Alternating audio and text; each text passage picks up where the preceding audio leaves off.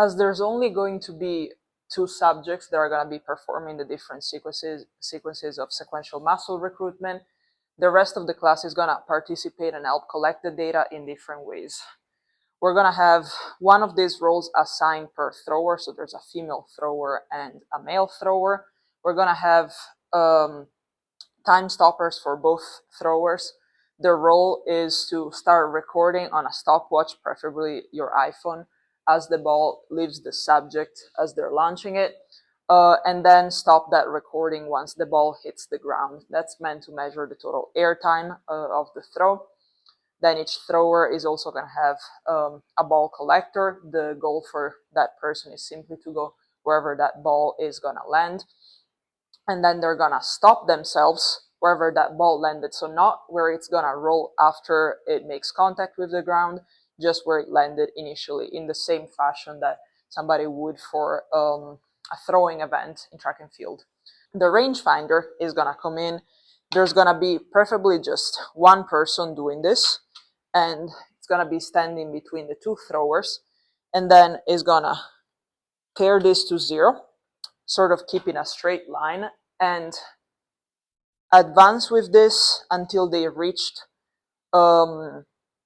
sort of at a perpendicular height wherever that first ball fell. Then they're going to measure that. That's going to be assigned to the thrower that threw that ball that far. And then they're going to keep going, still in a straight line, to wherever the second ball arrived, and they're going to collect that other data point. Then they're going to come back, reset this, and do the same thing again for the next trial. That same data that they collected, both the rangefinder and the 2 time stoppers, they're going to be given to the 2 data collectors that are assigned to the throwers. They both will have either their laptop or just a copy paper of the tables, and they're going to be adding both the time that was spent in the air by the ball and the total distance. Later on, with the data collected in that regard, we're going to be able to then obtain the velocity of that ball and so forth. But those are the roles of the other people that are not involved in the throwing portion of the lab. In total, the throwing protocol is going to be including 6 throwing conditions. The first one is going to be wrist only. The second one is going to be wrist and elbow. Third one is going to be the full arm, so up to the shoulder with no trunk rotation or whatever.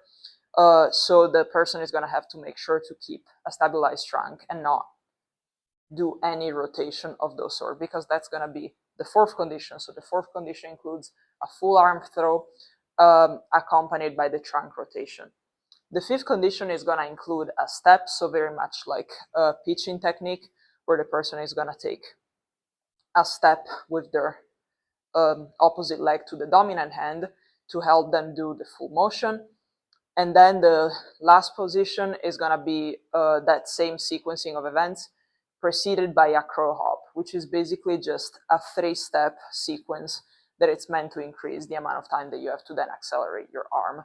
So those are the throwing conditions, and those are the roles of the people that are not involved in the throwing part per se, but the rest of the class is going to have to collaborate to obtain the data and collect it in a timely fashion.